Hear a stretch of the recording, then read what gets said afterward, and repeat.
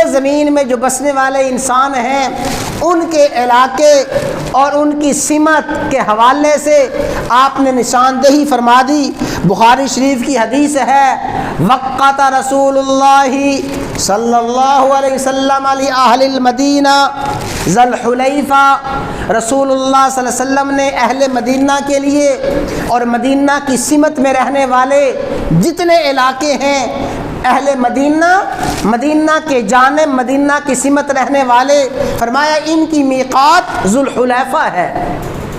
وہی ذو الحلیفہ جسے بیر علی بھی کہا جاتا ہے، وہ ذو الحلیفہ جو مدینہ منورہ کے شہر ہی میں مقام ہے، اور وہاں پہ بہت بڑی جامع مسجد تعمیر ہے۔ جو بھی مدینہ سے چلتے ہیں مکہ مکرمہ حج کے لیے یا عمرے کے لیے جاتے ہیں، وہ اس مقام سے احرام باندھتے ہیں۔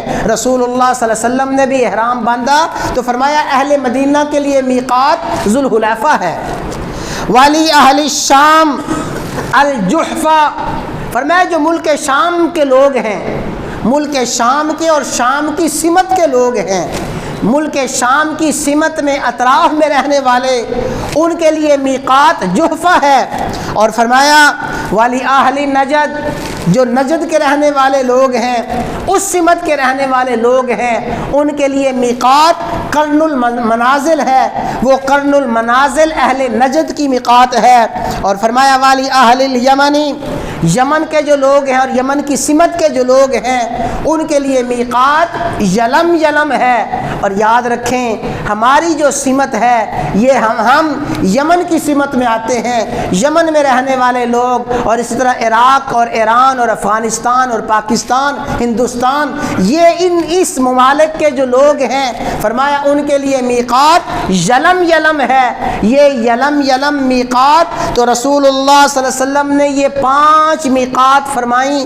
فرمایا اہل مدینہ کی میقات ذو الحلیفہ ہے، اہل شام کی میقات جحفہ ہے، اہل نجد کی میقات قرن منازل ہے، اور فرمایا اہل یمن کی میقات وہ یلم یلم ہے۔ یہ جو میقات ہیں، یہ 5 میقات پوری روئے زمین میں بسنے والے لوگ، یعنی وہ لوگ جو حدود حرم سے بھی باہر ہیں اور میقات سے بھی باہر ہیں، ان کے لیے حکم ہے کہ جب یہ اپنی میقات پہ پہنچیں گے، میقات پہ پہنچتے ہی ان کے عمرے کے افعال، ان کے حج کے افعال شروع ہو جائیں گے۔ کوئی شخص بھی جو بیت اللہ کا عمرہ کرنے کے لیے یا حج کرنے کے لیے جا رہا ہے، اس نے احرام باندھا ہے، جب میقات پہ پہنچے گا، میقات پہ پہنچتے ہی اس کے لیے حج کے افعال شروع ہو جائیں گے۔ تو حج کے افعال میں میقات یاد رکھیں کہ میقات جو آفاقی لوگ ہیں، میقات سے باہر